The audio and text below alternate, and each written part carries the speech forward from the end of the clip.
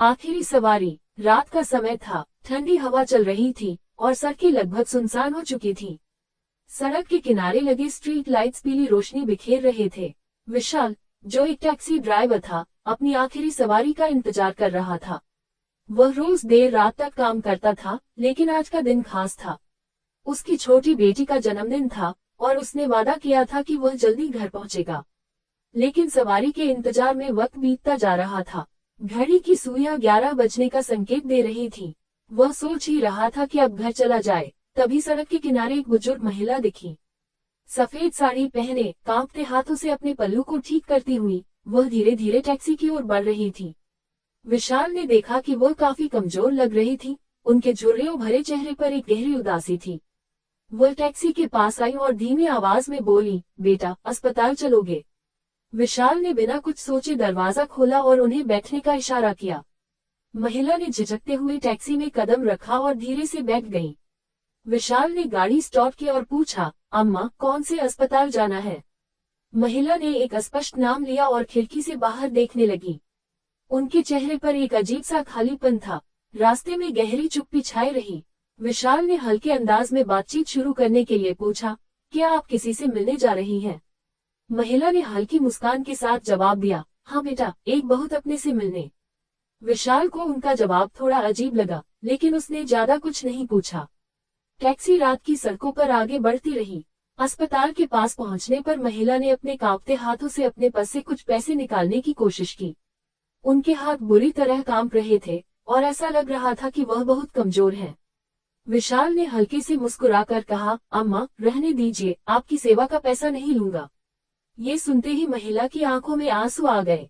उन्होंने विशाल की ओर देखा और धीमी आवाज में कहा, बेटा, मैं कोई मरीज नहीं हूँ, न ही किसी को देखने आई हूँ। मैं बस अकेली हूँ। मेरे अपने मुझे बहुत पहले छोड़कर चले गए। आज रात मुझे बहुत अकेलापन महसूस हो रहा था। सोचा, किसी बेटे जैसा इंसान देख लूं, शायद दिल को थोड़ी शांति मिल जाए। विशाल ये सुनकर स्तब्ध रह गया।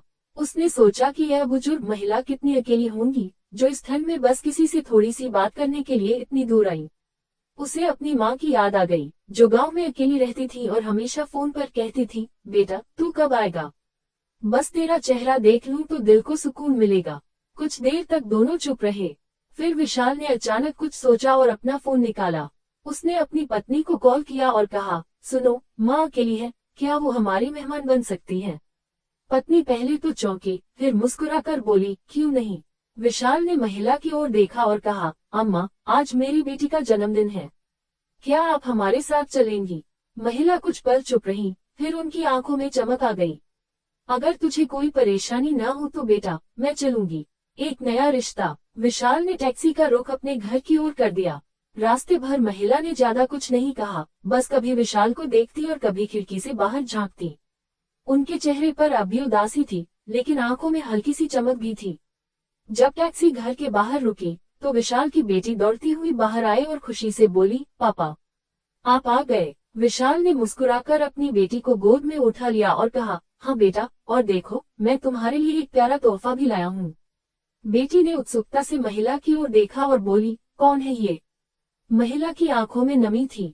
उन्होंने धीरे से हाथ बढ़ाया और बच्ची के सिर पर प्यार से हाथ फेरा। मैं, तुम्हारी दादी। विशाल की पत्नी भी दरवाजे पर खड़ी मुस्कुरा रही थी। वह आगे आए और महिला का हाथ पकड़कर बोली, अंदर आइए, माँ। उस रात पहली बार महिला ने अकेलापन महसूस नहीं किया। घर में हंसी खुशी का माहौल था। विशाल की बेटी केक काट रही थी और महिला एक कोने में बैठकर यह सब देख रही थी।